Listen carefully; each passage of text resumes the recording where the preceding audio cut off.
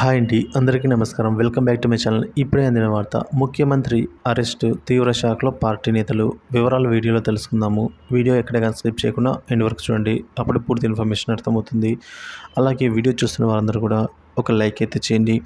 ఇంకా విషయానికి వచ్చినట్లయితే, కర్ణాటక మాజీ ముఖ్యమంత్రి బిఎస్ యడ్యూరప్పకు సిఐడి నోటీసులు జారీ చేసింది. ఫోక్సో అంటే లైంగిక నేరాల నుంచి పిల్లల రక్షణ కేసుకు సంబంధించి విచారణకు హాజరు కావాలని Karnataka police crime investigation department CID నోటీసులు ఇచ్చింది. సో మైనర్పై యడ్యూరప్ప లైంగిక వేధింపులకు పాల్పడ్డారని ఈ ఏడాది ప్రారంభంలో సార్వత్రిక ఎన్నికలకు ముందు ఆరోపణలు వచ్చాయి.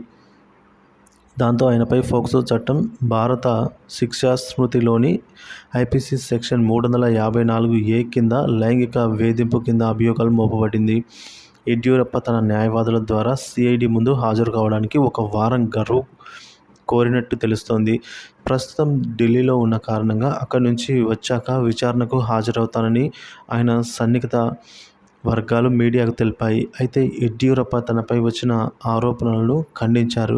అవి నిజం కాదన్నారు.